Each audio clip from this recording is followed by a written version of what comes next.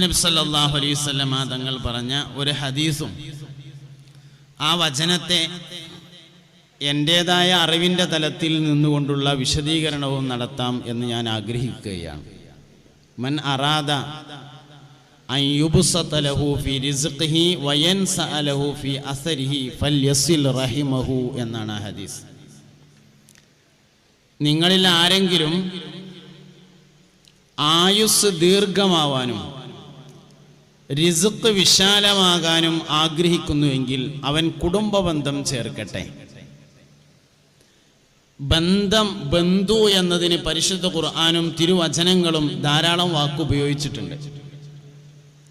ആല് എന്ന വാക്കുപയോഗിച്ചിട്ടുണ്ട്, അഹ്ല് എന്ന വാക്കുപയോഗിച്ചിട്ടുണ്ട്, അയ്യാല് എന്ന വാക്കുപയോഗിച്ചിട്ടുണ്ട്, റഹ്മ് അല്ലെങ്കിൽ അർഹാം എന്ന വാക്കുപയോഗിച്ചിട്ടുണ്ട്.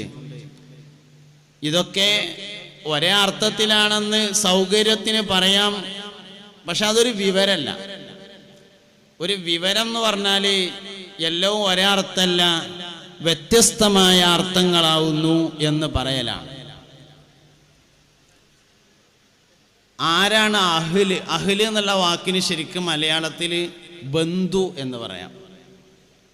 ബന്ധു ആരാണ് എന്ന് അല്ലാഹു തആല പഠിപ്പിക്കുന്നത് നൂഹ് നബി അലൈഹിസ്സലാമിൻ്റെയും മകൻ്റെയും കഥ പറഞ്ഞുകൊണ്ടാണ്. ബഹുമാനപ്പെട്ട സയ്യിദുനാ നൂഹ് അലൈഹിസ്സലാം 950 കൊല്ലം ദഅവത്ത് നടത്തി എന്ന് നമ്മൾ പറയും. 950 കൊല്ലം ദഅവത്താണ്. മഹാനവറുകൾ ദഅവത്തില്ലാതെയും ജീവിച്ചിട്ടുണ്ട്. ചെറിയ കുട്ടിയാവുമ്പോൾ അമ്മ പ്രസവിച്ച അന്ന് മുതൽ തന്നെ ദഅവത്ത് തുടങ്ങുകയും മരിക്കോളം ദഅവത്ത് നടത്തുകയും അങ്ങനെയല്ല മുൻഗാമികളുടെ ഒന്നും രീതി. പ്രത്യേകമായ സമൂഹത്തിൽ ദഅവത്തിന് വേണ്ടി വന്നവരുണ്ട്, പ്രത്യേകമായ പ്രദേശത്തേക്ക് ദഅവത്തിന് വന്നവരുണ്ട്, പ്രത്യേകമായ കുടുംബത്തിലേക്ക് ദഅവത്തിന് വന്നവരുണ്ട്, പ്രത്യേക കാലഘട്ടത്തിലേക്ക് ദഅവത്തിന് വന്നവരുണ്ട്. ആദ്യകാലത്ത് ദഅവത്തില്ല, ഇടക്കാലത്ത് ദഅവത്തുണ്ടായി, അവസാന കാലത്ത് ദഅവത്തിൻ്റെ ഉത്തരവാദിത്തം ഇല്ല. അങ്ങനത്തെ അമ്പിയാക്കളും മുമ്പ് കഴിഞ്ഞു പോയിട്ടുണ്ട്. ബഹുമാനപ്പെട്ട സയ്യിദുനാ നൂഹ് അലൈഹിസ്സലാം 950 കൊല്ലം ദീന് പറഞ്ഞു നടന്നു. വിരലിലെണ്ണാവുന്ന ആളുകൾ ഇസ്ലാമിലേക്ക് വന്നു എന്നാണ് സാധാരണ നമ്മൾ പറയാറുള്ളത്. വിരലും എണ്ണ 10 വരെയാണ്. പിന്നെ വേറെ എണ്ണലുണ്ട്. ഇങ്ങനെ ആദ്യം ഇതുമ്മ 10 എണ്ണീറ്റ് ഇതൊന്ന് മടക്കും, പിന്നെ ഇതുമ്മ 10 എണ്ണീറ്റ് രണ്ടാമത് മടക്കും. അങ്ങനെ എണ്ണിയാലും 100 വരെയാണ് എണ്ണ. സയ്യിദുനാ നൂഹ് അലൈഹിസ്സലാം ഇസ്ലാമിക ദഅവത്ത് നടത്തിയിട്ട് 100-ൽ താഴെ ആളുകളാണ് ഇസ്ലാമിലേക്ക് വന്നത്. ടെൻഷനായി. നമ്മൾ തവാസുൽ നടന്നാണ്ട് ഒരു പരിപാടി നടത്തിയിട്ട് ആരും വന്നില്ലെങ്കിൽ ടെൻഷനാവുമല്ലോ. വന്നവർ ഇങ്ങോട്ട് ശ്രദ്ധിച്ചില്ലെങ്കിൽ അതും ടെൻഷനാവും. വന്നില്ലെങ്കിൽ മാത്രമല്ല, വന്ന ആൾക്കാരിങ്ങനെ ഇന്നെങ്ങനെ ശ്രദ്ധിച്ചുകൊണ്ടിരിക്കണമല്ലോ, അല്ലെങ്കിൽ അവർ ടെൻഷനാണ്. അതുകൊണ്ട് നിങ്ങളിങ്ങനെ നോക്കിയാലേ ഞാൻ പറയുള്ളൂ. വേറെ മാറ്ററൊന്നുമില്ല ഇവിടെ, കടലാസൊന്നുമില്ല. എൻ്റെ ഫോൺ ഇവിടെ ഇങ്ങനെ വെച്ചിട്ടുണ്ടെന്നേ ഉള്ളൂ. നിങ്ങൾ നോക്കുന്നുണ്ടോ എന്നുള്ളതാണ് വിഷയം. നോക്കിയാൽ ഇങ്ങനെ പറഞ്ഞുകൊണ്ടിരിക്കും, നോട്ടം നിർത്തിയാൽ ഞാൻ വേറെ എന്തെങ്കിലുമൊക്കെ പറയും. അങ്ങനെയാണ്. അല്ലെങ്കിൽ ഞാൻ പാട്ടൊക്കെ പാടും, അല്ലെങ്കിൽ കഥയൊക്കെ പറയും. വിഷയം പറയണമെങ്കിൽ നിങ്ങളിങ്ങനെ നോക്കിക്കൊണ്ടിരിക്കണം, എന്നാലേ പറയുള്ളൂ എന്നുള്ള. അപ്പോൾ ഇല്ലെങ്കിൽ ടെൻഷനാവും. സംഘാടകർക്കും ടെൻഷനാവും, പറയുന്ന ആൾക്കും ടെൻഷനാവും, എല്ലാവർക്കും ടെൻഷനാവും. അപ്പോൾ അതുകൊണ്ട് ടെൻഷൻ എല്ലാവർക്കും അങ്ങോട്ട് നോക്കുക.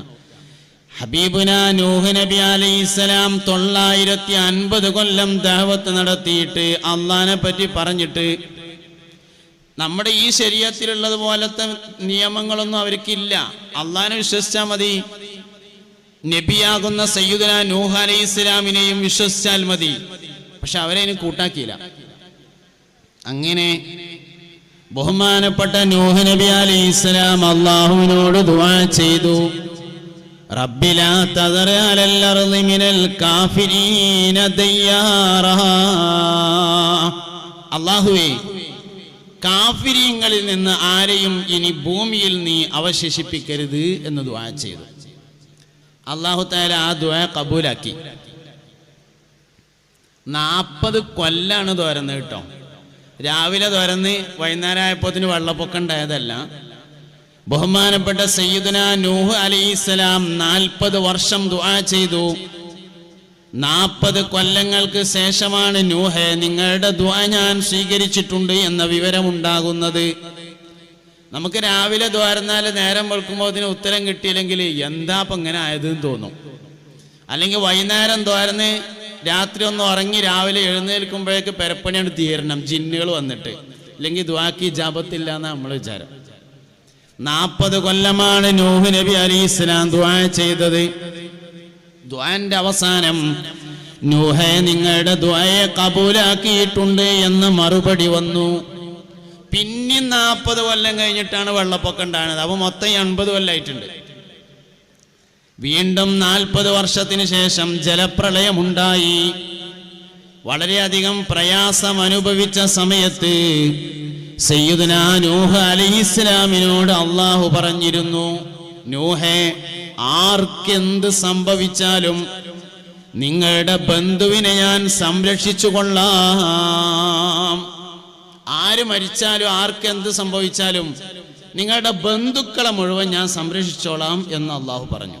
ഭയങ്കര സമാധാനമായി സയ്യിദുനാ നൂഹ് അലൈഹിസ്സലാമിന്. അങ്ങനെയാണ് വെള്ളപ്പൊക്കം ഉണ്ടാകുന്നത്. വെള്ളപ്പൊക്കത്തിന്റെ മുന്നോടിയായി അള്ളാഹു നൂഹ് നബിയോട് കപ്പലുണ്ടാക്കാൻ പറഞ്ഞു. തേക്ക് മരം കൊണ്ടാണ് ഉണ്ടാക്കിയതെന്നൊരു അഭിപ്രായമുണ്ട്, കോക്ക് മരം കൊണ്ടാണ് ഉണ്ടാക്കിയതെന്ന് വേറൊരു അഭിപ്രായമുണ്ട്. രണ്ടും തമ്മിൽ നേരിയ വ്യത്യാസമാണ് പ്രയോഗത്തിലുള്ളത്, സാധനവും നേരിയ വ്യത്യാസമാണുള്ളത്. തേക്ക് എന്ന് പറഞ്ഞത് കുറഞ്ഞ ഒരു വെള്ള കറുപ്പ് എന്നീ 2 കളറുകളോട് ടച്ച് ഉള്ളതാണ്. കോക്ക് എന്ന് പറയുന്ന മരം ചുവന്ന കളറിനോട് ടച്ച് ഉള്ളതാണ്. രണ്ടും ഏകദേശം ഒരേപോലത്തെ മരങ്ങളാണ്. ബഹുമാനപ്പെട്ട സയ്യിദുനാ നൂഹ് നബി അലൈഹിസ്സലാം കപ്പലിന്റെ പണി ആരംഭിച്ചു. ലോക ചരിത്രത്തിൽ ആദ്യമായി മരപ്പണി നടത്തിയ ആള് സയ്യിദുനാ നൂഹ് അലൈഹിസ്സലാം. എല്ലാ പ്രധാനപ്പെട്ട അമലുകളെയും നമ്മൾ പരിശോധിച്ചാൽ അമ്പിയാക്കളിലേക്ക് എത്തും. എല്ലാ ജോലിയും നബിമാരിലൂടെയാണ്. ഒരു സത്യം ഞങ്ങളോട് പറയാണ്, ലോകത്തുള്ള ഏത് വിവരം പരിശോധിച്ചാലും ഒരു കാര്യം വിവരമാണോ അത് നബിമാരിലേക്കെത്തും, അങ്ങനെ വഹിയിലേക്കെത്തും. വഹി മുഖേനയല്ലാതെ ലോകത്ത് ഒരു വിവരവും വരുന്നില്ല. ശ്രദ്ധിക്കണേ നിങ്ങൾ. ആദ്യമായി ബഹുമാനപ്പെട്ട ആദം നബി അലൈഹിസ്സലാമാണ് വിവാഹം കഴിക്കുന്നത് സ്വർഗത്തിൽ വെച്ച്. ആദ്യത്തെ പുതുമണവാളൻ അബുൽ ബഷറായ ആദം അലൈഹിസ്സലാം. ആദ്യത്തെ പുതുമണവാട്ടി ഉമ്മുനയായ ഹവ്വാ ബീവി റളിയല്ലാഹു അൻഹാ. അവർ സ്വർഗത്തിൽ വെച്ചുകൊണ്ടായിരുന്നു വിവാഹം നടത്തിയത്. പന്തൽ സ്വർഗാണ്, വ്യത്യസ്ത കളറിലൊക്കെ ഉള്ള സ്വർഗത്തിലായിരുന്നു പന്തൽ. ജിബ്രീൽ അലൈഹിസ്സലാമാണ് മേൽനോട്ടം. മൂപ്പരാണ് ഇങ്ങനെ ആളെ കടത്തി വിടേണ്ടതും ഗേറ്റിങ് ഇങ്ങനെ നിന്നിട്ട്. നമ്മളൊരു ഭാഷയിൽ ഇങ്ങനെ പറയാം, സ്വർഗത്തിൽ വെച്ചാണ് ആദ്യത്തെ കല്യാണം. അബുൽ ബഷറായ ആദം അലൈഹിസ്സലാമാണ് പുതിയാപ്പള. ഉമ്മുനയായ ഹവ്വാ ബീവി റളിയല്ലാഹു അൻഹയാകുന്നു മണവാട്ടി.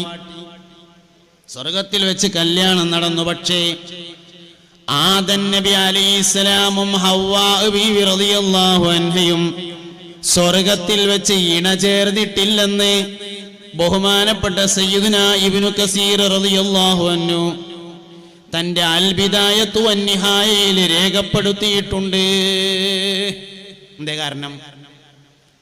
എന്താ കാരണം എന്ന് ചോദിച്ചാല്, എങ്ങനെയാണ് ഇണ ചേരുക എന്നവർക്ക് അറിയുമായിരുന്നില്ല എന്നതാണ് കാരണം. നല്ല ശ്രദ്ധിക്കുക ഞാൻ ഈ പറയണ കേട്ടോ. നമ്മൾ വിചാരം നമുക്കിതൊക്കെ ജനിച്ചപ്പോൾ തന്നെ അറിയുന്നതാണ്. ആദം നബി അലൈഹി ഇസ്ലാമിനെ അറിയാത്തതുകൊണ്ട് ആദം നബിയും ഹവ്വാബിയും സ്വർഗത്തിന് ഇണ ചേർന്നിട്ടില്ലാന്ന് ഇന്റെ വകയാണ് പറഞ്ഞതാണെങ്കിൽ നിങ്ങൾക്ക് സംശയിക്കാലോ. എല്ലാത്തിനും തെളിവ് പറയണില്ല, ഇതിന് തെളിവുണ്ട്. ഇബ്നു കസീർ റളിയല്ലാഹു അൻഹു അൽ ബിദായത്തു വന്നിഹായയിൽ പറഞ്ഞിട്ടുണ്ട് സ്വർഗത്തിൽ നിന്ന് അവർ ഇണ ചേർന്നിട്ടില്ലെന്ന്. ഭൂമിയിൽ വന്നു.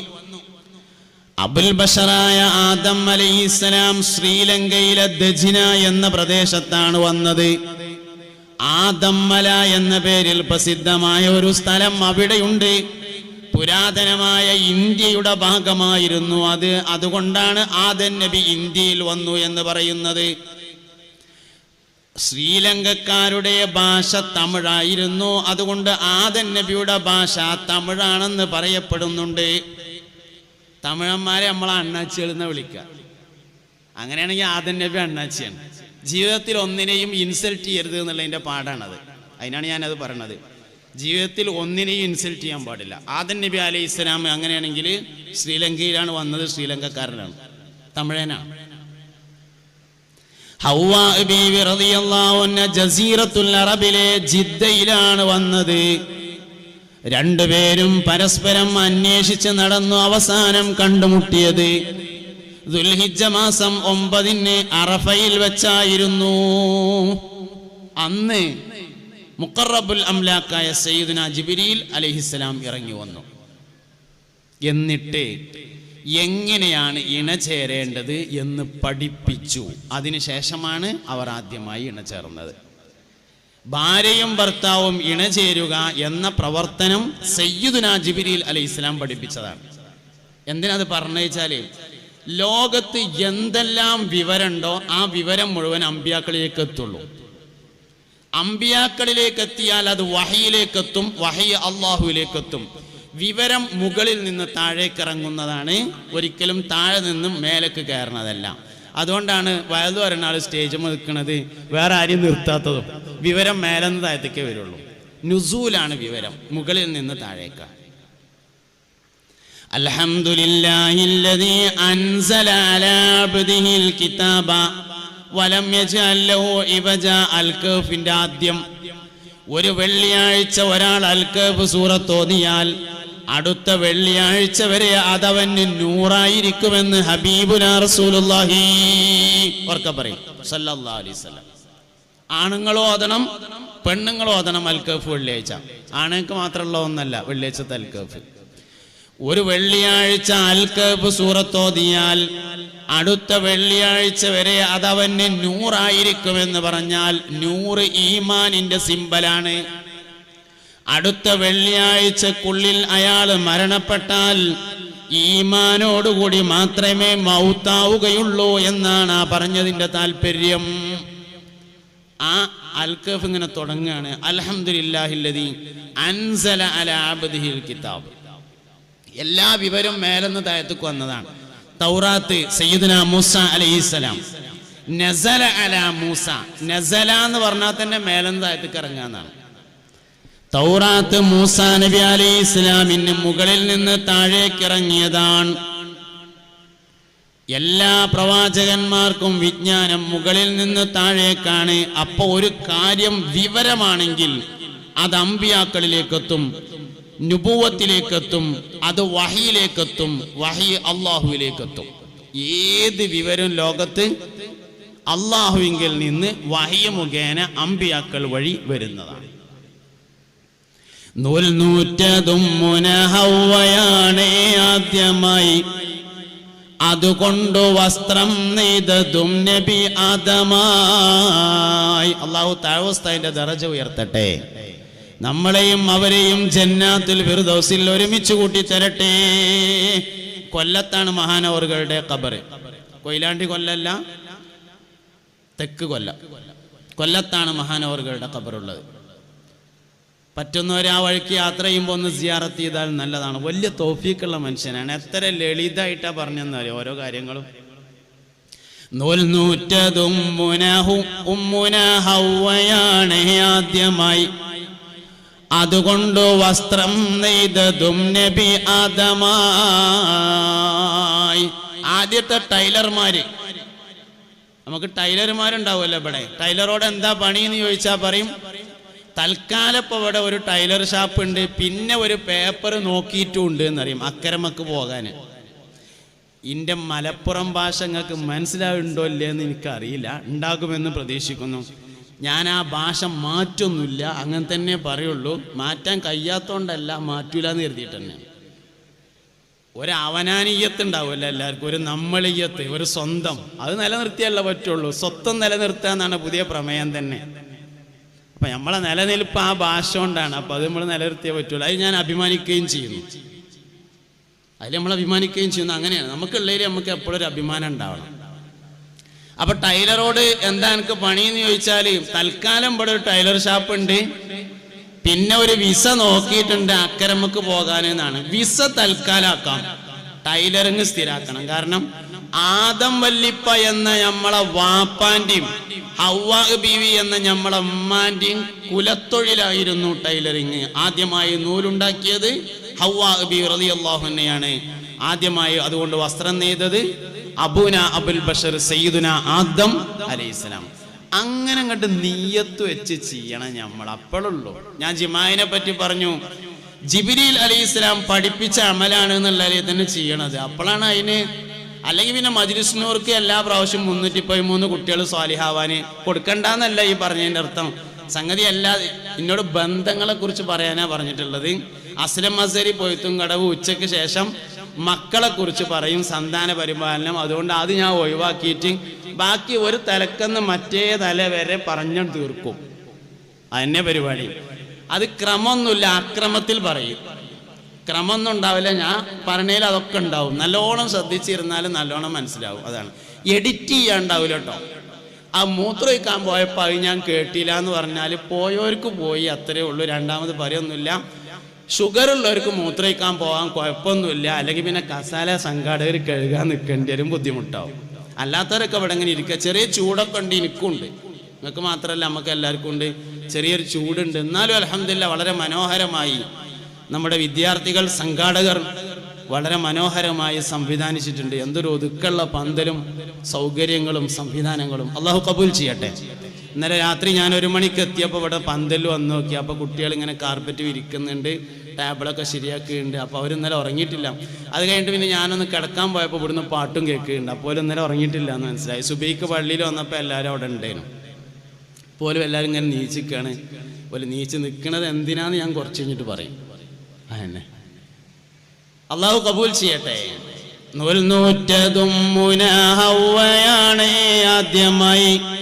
അതുകൊണ്ട് എല്ലാ കാര്യങ്ങളും നമ്മൾ അഭിമാനത്തോടു കൂടെ ചെയ്യണം എന്നാണ്. എല്ലാ അഭിമാനത്തോടു കൂടെ ചെയ്യണം. തടി പണിയുവാൻ നബി നൂഹ് നല്ല സമർത്ഥന, തേക്കിന്റെ തടിയിൽ കപ്പൽ തീർത്ത പ്രസിദ്ധന. ആദ്യമായി മരപ്പണി ചെയ്ത ആള് സയ്യിദുനാ നൂഹ് അലൈഹിസ്സലാം. ദാവൂദ് നബി രാജ്യം ഭരിച്ചവരല്ലേ, പടയങ്കി നെയ്തവർ ജീവിതം കഴിഞ്ഞില്ലേ. സയ്യിദുനാ ദാവൂദ് അലൈഹിസ്സലാം ഇരുമ്പ് പണിയിലെ ആദ്യത്തെ പണി പടയങ്കി ഉണ്ടാക്കിയതാണ്. ആയുധങ്ങളല്ല. ആയുധങ്ങൾ പഴയ കാലത്ത് എല്ലുകളും കല്ലും മരക്കഷ്ണവും ഒക്കെയാണ് ആയുധമായിട്ട് ഉപയോഗിച്ചിരുന്നത്.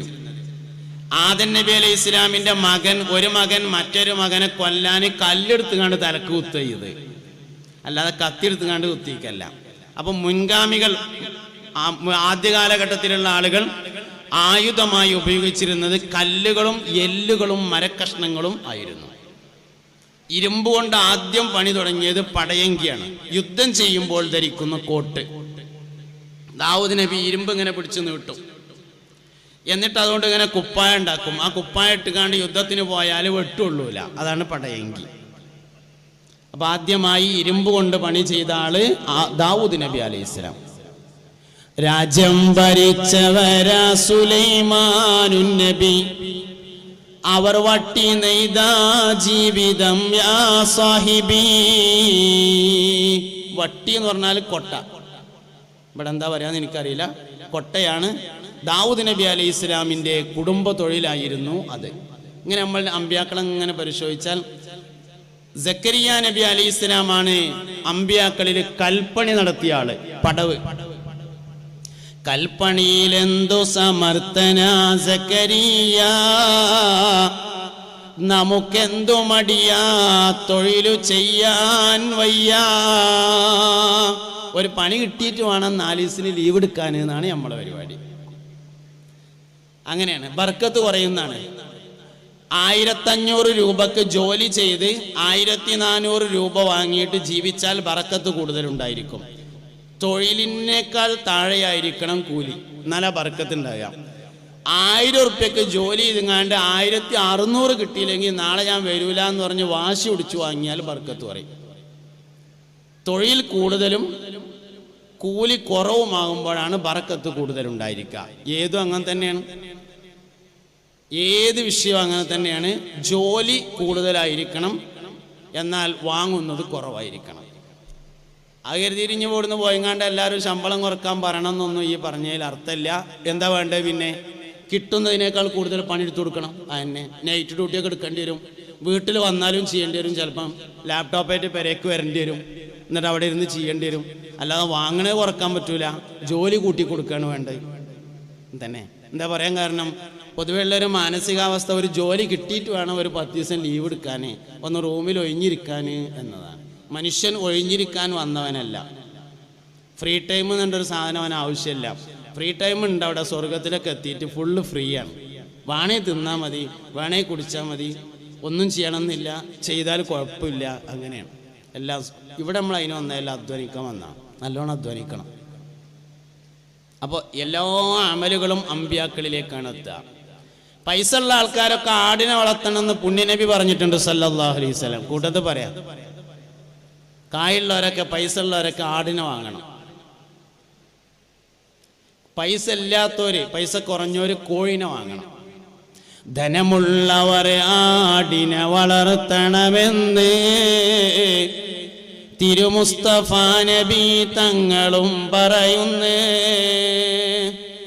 ഫുഖറായിനോടുള്ള ആജ്ഞ കോഴി വളർത്തല, ഇത് കാണുവാൻ ഇബ്നു മാജ നീ നോക്കല.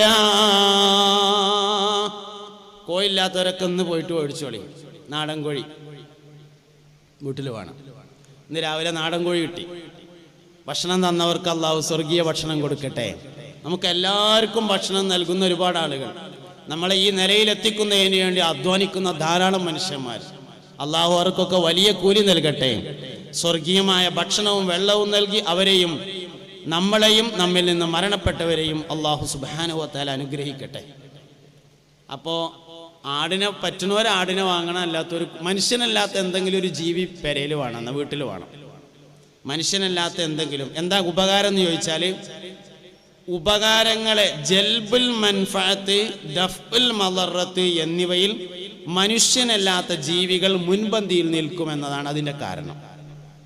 ജൽബുൽ മൻഫഅത്ത് എന്ന് പറഞ്ഞാൽ ഉപകാരങ്ങളെ കൊണ്ടുവരുന്നതിലും, ദഫ്ഉൽ മളറത്ത് എന്ന് പറഞ്ഞാൽ ഉപദ്രവങ്ങളെ തടയുന്നതിലും മനുഷ്യനല്ലാത്ത ജീവികൾ മുൻപന്തിയിലാണ്.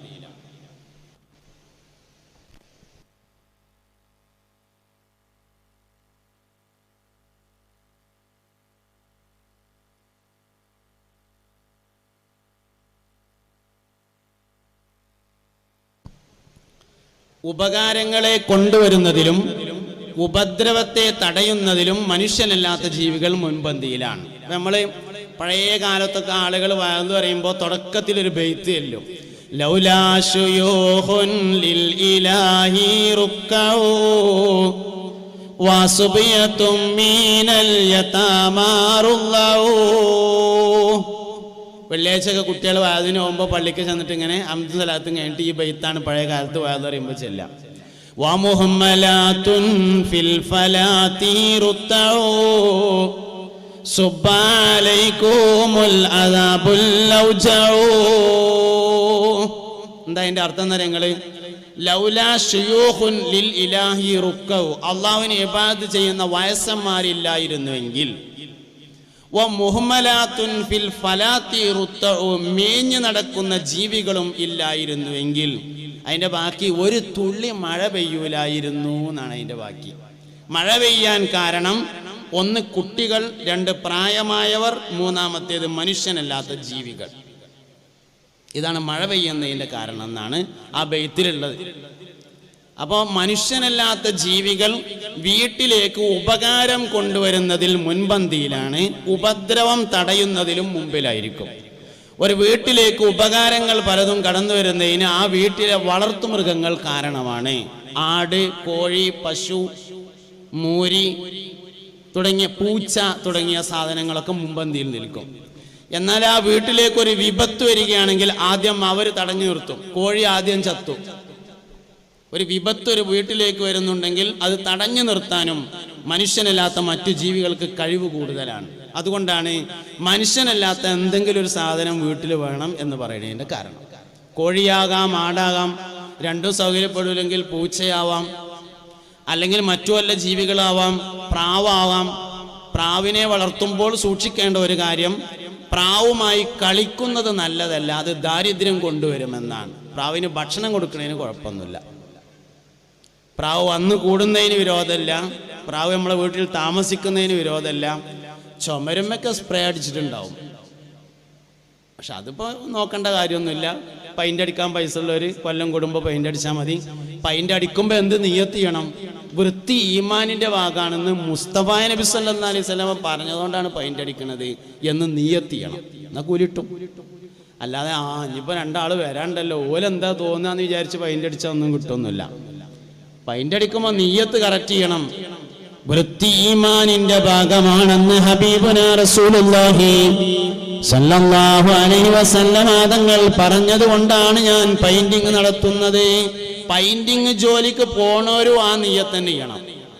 സിമന്റ് തേക്കാൻ പോണവരും ആ നിയ്യത്ത് ചെയ്യണം. നളാഫത്ത് വൃത്തി ഈമാന്റെ ഭാഗമാണ് എന്ന് ഹദീസിൽ വന്നതുകൊണ്ടാണ് അത് ചെയ്യണത്. എന്നാ സംഗതി അതിനൊക്കെ കൂലിട്ടും. എല്ലാ ഈ മുസ്ലിമായ മുഅ്മിനായ മനുഷ്യന്റെ ജീവിതത്തിൽ കൂലിട്ടാത്തൊരു കാര്യമില്ല എന്നാണ്. നല്ല മീൻ തിന്നതിൻ്റെ ശേഷം മുള്ള് ബാക്കിയാവുമല്ലോ. മുള്ള് സാധാരണ ആരും തിന്നലില്ലല്ലോ. മുള്ള് ബാക്കിയാവുമ്പോൾ ആ മുള്ളൊക്കെ ഇങ്ങനെ എടുക്കുക, കൂട്ടിയിട്ട് നല്ലൊരു ഒഴിഞ്ഞ സ്ഥലത്ത്, വൃത്തിയുള്ള ഒരു സ്ഥലത്ത് കൊണ്ടുപോയിട്ട് ബിസ്മില്ലാഹിർ റഹ്മാനിർ റഹീം എന്ന് പറഞ്ഞ് വെക്കുമ്പോൾ കൽബിൽ ഇങ്ങനെ കരുതുക, ഞാനിത് പൂച്ചക്ക് ഭക്ഷണമാക്കുകയാണ് എന്ന് മനസ്സിൽ കരുതിയാൽ ഒഴിവാക്കണ മീൻമുള്ളോണ്ട് പൂച്ചക്ക് ഭക്ഷണം കൊടുത്ത കൂലി വാങ്ങാം. അങ്ങനെ കൂലി. ശരീഅത്തിന്റെ എല്ലാ ആനുകൂല്യങ്ങളെയും ഉപയോഗപ്പെടുത്തി ആബിദീങ്ങളാകാൻ നമുക്ക് കഴിയണമെന്നാണ്. ശരീഅത്തിൽ ഒരുപാട് ആനുകൂല്യങ്ങളുണ്ട്. ആ ആനുകൂല്യങ്ങളെ ഉപയോഗപ്പെടുത്തി വലിയ ആബിദീങ്ങളായി മാറാൻ നമുക്ക് കഴിയണം. അപ്പോൾ മനുഷ്യനല്ലാത്ത എന്തെങ്കിലും ഒരു സാധനം വീട്ടിലുണ്ടാകുന്നത് നല്ലതാണ്. അതുകൊണ്ട് കിട്ടുമോ? ഇതിൻ്റെ അടുത്തേക്ക് എന്നാ പോരെ? Hello hello.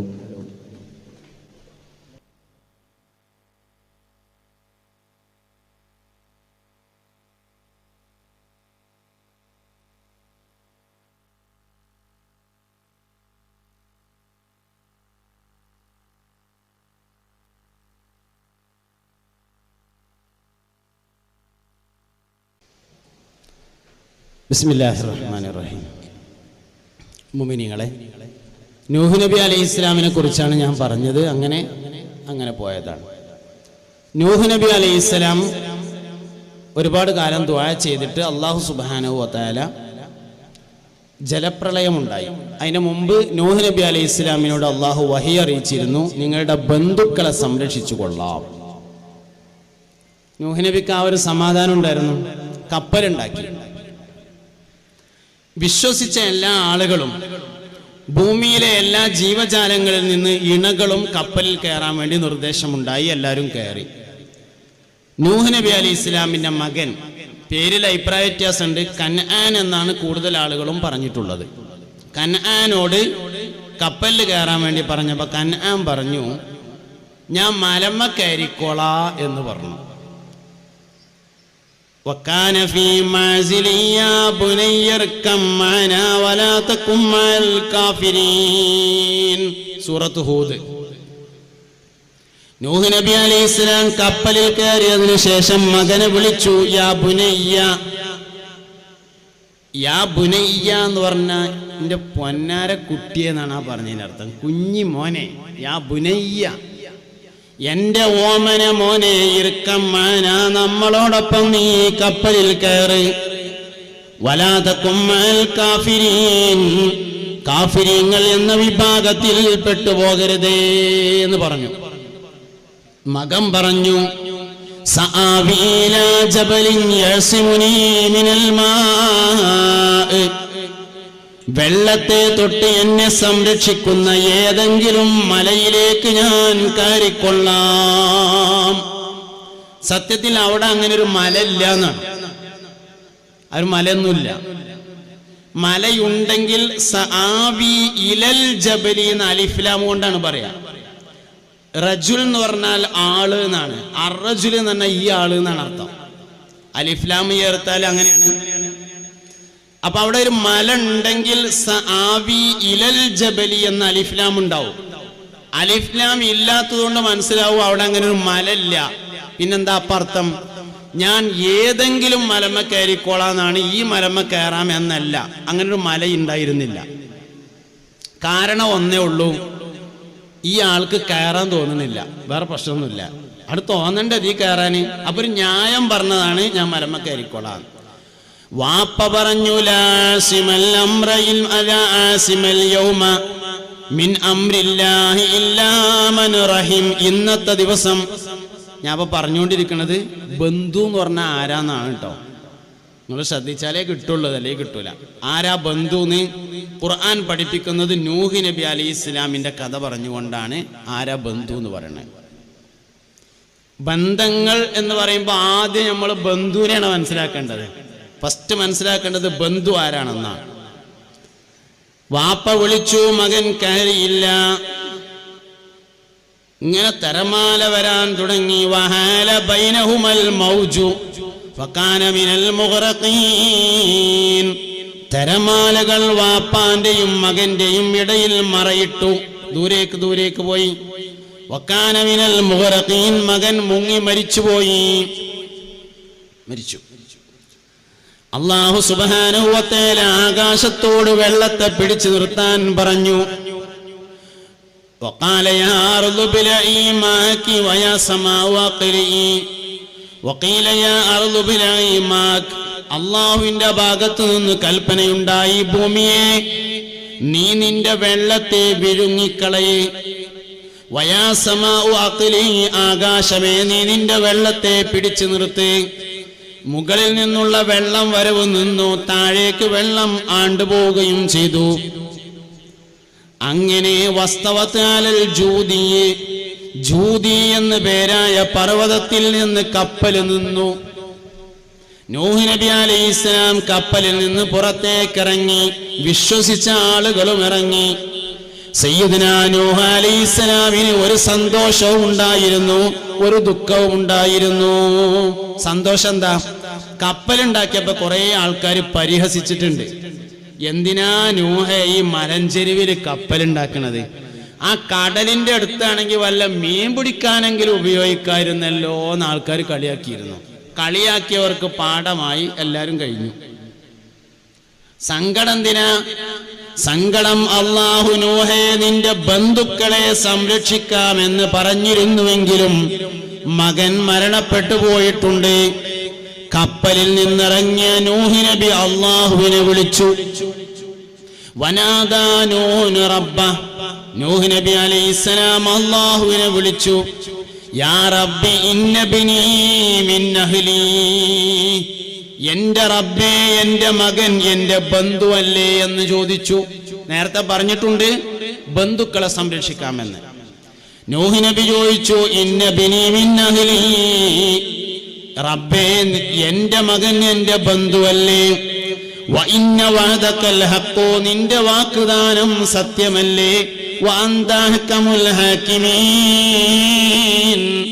നീ ലോകം കണ്ട ഏറ്റവും വലിയ വിധികർത്താവല്ലേ എന്ന് ചോദിച്ചു. നമ്മള് സാധാ മലയാളത്തേക്ക് അതിന് കൊണ്ടുവന്നാൽ എങ്ങനെ അർത്ഥം തരങ്ങള്? എന്തൊരു പണിയപ്പി കാട്ടിയത്. ഇന്റെ ബന്ധുക്കളെ സംരക്ഷിക്കാന്ന് പറഞ്ഞങ്ങാണ്ട് മോനാണ്ട് കൊന്നു. ഓ എന്താ എന്റെ കുടുംബമൊന്നും അല്ലേ എന്ന് ചോദിച്ചു സയ്യിദുനാ നൂഹ് അലൈഹി. അതാണ് ഇത് കറക്റ്റ് മലയാളത്തിൽ കൊടുന്നാൽ, നമുക്ക് മനസ്സിലാകുന്ന ഭാഷയ്ക്ക് കൊടുന്നാൽ അതിന്റെ അർത്ഥം അതാണ്. അല്ലാഹു അതിന് മറുപടി പറഞ്ഞു, ഇന്നഹു ലൈസ മിൻ അഹ്ലിക, നൂഹേ അവൻ നിന്റെ ബന്ധുവല്ല.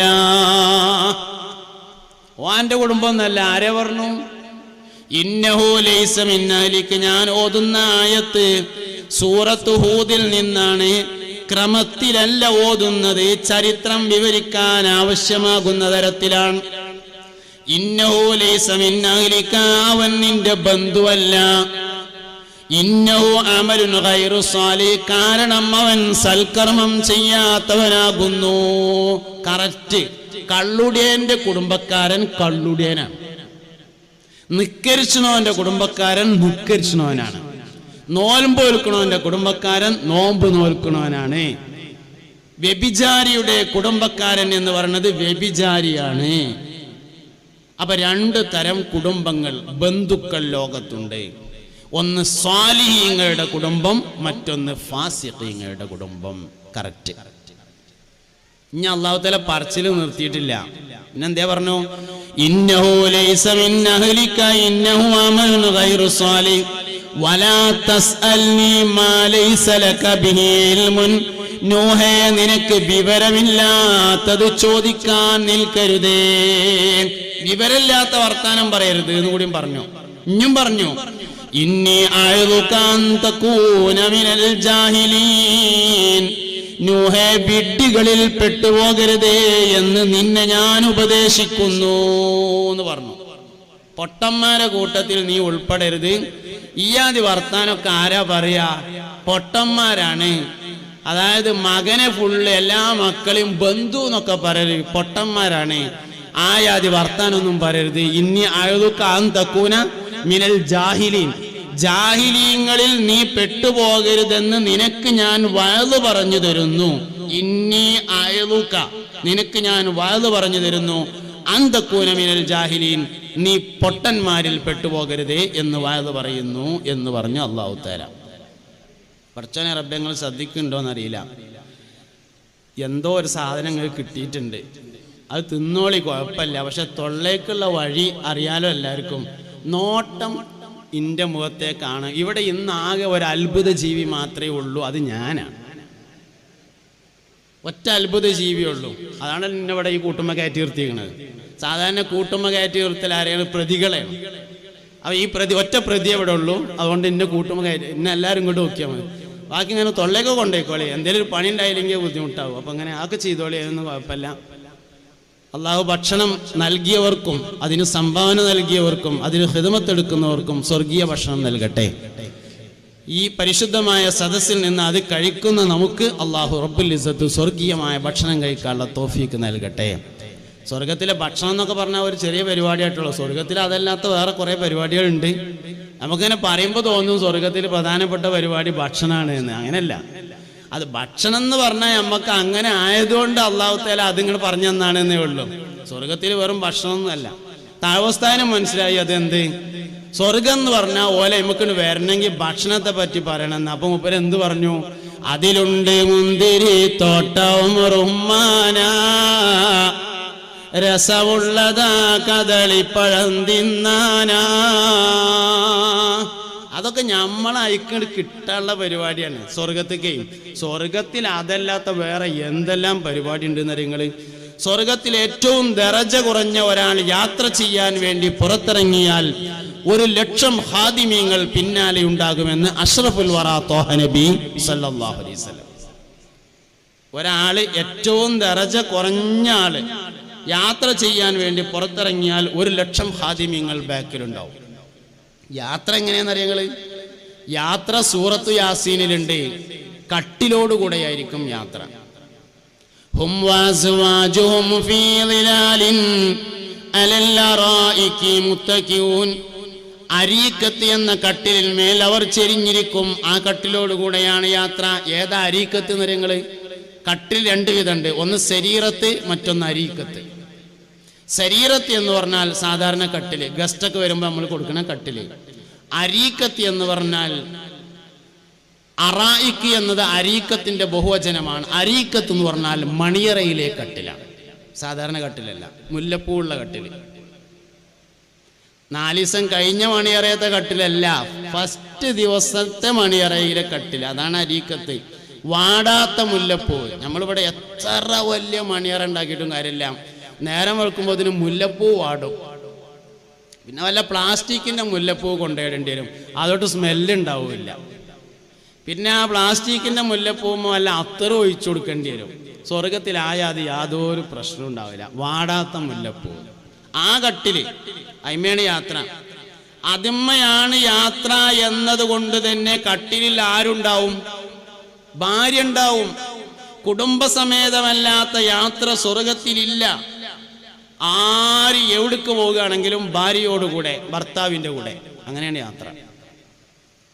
ഇന്നാളിങ്ങനെ ഒരു കോളേജിൽ ക്ലാസ് എടുത്തപ്പോൾ കുട്ടികളോട് ചോദിച്ചു, ഞാൻ കുറച്ച് കുറേ പെൺകുട്ടികളുണ്ടായിരുന്നു, നമ്മളൊരു വഫിയ ക്യാമ്പസിൽ ഇങ്ങനെ ക്ലാസ് എടുത്തപ്പോൾ പെൺകുട്ടികളോട് ചോദിച്ചു, ഈ സ്വർഗത്തിൽ ഹൂറുല്ലീങ്ങൾ പറഞ്ഞിട്ട് കുറേ ആൾക്കാരുണ്ടാവുമല്ലോ, കുറേ പെണ്ണുങ്ങൾ, അതൊക്കെ ആർക്കുള്ളതാന്ന് ചോദിച്ചു.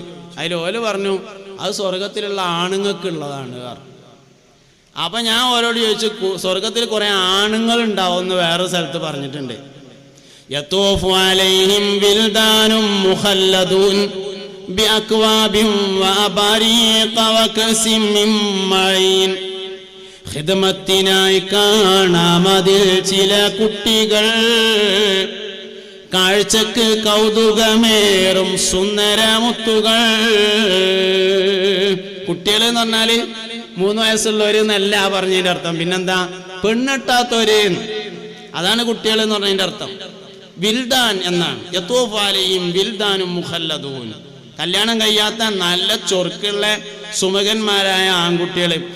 അതാർക്കുള്ളതാണ് എന്ന് ചോദിച്ചപ്പോൾ ഓല് പറഞ്ഞു അത് എല്ലാവർക്കും ഉള്ളതാണ് പറഞ്ഞു. ഇതിൻ്റെ പേര് ഇരട്ടത്താപ്പ് നയം എന്നാണ്. ആണുങ്ങൾ കുറേ ഉണ്ടാവും, അതാർക്കാന്ന് ചോദിച്ചാൽ എല്ലാവർക്കും. പെണ്ണുങ്ങൾ കുറേ ഉണ്ടാവും, അതാർക്കാന്ന് ചോദിച്ചപ്പോൾ ആണുങ്ങൾക്ക്. അങ്ങനെയല്ല, ആണുങ്ങളും എല്ലാവർക്കും ഉള്ളതാണ്, പെണ്ണുങ്ങളും എല്ലാവർക്കും ഉള്ളത് തന്നെയാണ്. ഹൂർലിങ്ങൾ എന്ന സ്ത്രീകൾ പുരുഷന്മാർക്ക് മാത്രമാണ് എന്ന് ഞാൻ എവിടെയും ഇതുവരെ കണ്ടിട്ടില്ല. പിന്നെ സ്വാഭാവികമായിട്ടും അറബിയിലെ പ്രയോഗം അനുസരിച്ച് ആണിന് 1-ാം സ്ഥാനം കൊടുക്കും, മലയാള പ്രയോഗം അനുസരിച്ച് പെണ്ണിന് 1-ാം സ്ഥാനം കൊടുത്തിട്ടാണ് പറയാം. അറബിയിൽ പറയുമ്പോൾ സൗജ് സൗജത്ത് എന്നാണ് പറയാ, അതിന്റെ നേരെ അർത്ഥം ഭർത്താവ് ഭാര്യ എന്നാണ്. പക്ഷെ മലയാളത്തിൽ കൊണ്ടുപോകുമ്പോൾ എങ്ങനെ പറയുള്ളൂ, ഭാര്യ ഭർത്താവ് എന്നേ പറയാറുള്ളൂ. അറബിയിൽ സഹോദരൻ സഹോദരി എന്നാണ് പറയാ, മലയാളത്തിൽ പറയുമ്പോൾ സഹോദരി സഹോദരന്മാർ എന്നാണ് പറയാ. പെണ്ണിന് 1-ാം സ്ഥാനം കൊടുത്താണ് മലയാളത്തിലെ പ്രയോഗം, അറബിയിൽ ആണിന് 1-ാം സ്ഥാനം കൊടുത്താണ് പ്രയോഗിക്കുക. അതുകൊണ്ട് അങ്ങനെ പ്രയോഗിച്ചു എന്നേ ഉള്ളൂ. ഹൂർലിങ്ങൾ എല്ലാവർക്കും ഉള്ളതന്നെയാണ്, അതിൽ ബേജാറാകണ്ട. ഒരിക്കൽ ഷാർജയിൽ നിന്ന് ഇങ്ങനെ ഒരു കുടുംബയോഗത്തിൽ പ്രസംഗിച്ചപ്പോൾ ഇങ്ങനെ പറഞ്ഞപ്പോൾ പ്രധാനപ്പെട്ട സംഘാടകന്റെ ഭാര്യ ഉണ്ടായിരുന്നു, മുപ്പത്തിര് പറഞ്ഞു, ഇന്നാ പിന്നെ നിങ്ങൾക്ക് ഹൂർലിങ്ങളെ കിട്ടാൻ വേണ്ടി ഞാൻ തോരന്നോളാന്ന് പറഞ്ഞു. അങ്ങനെയാണെങ്കിൽ തോരന്നോളി പെണ്ണുങ്ങളെ എല്ലാവരും, ഒരു കുഴപ്പമില്ല, എല്ലാവർക്കും തന്നെയാണ്.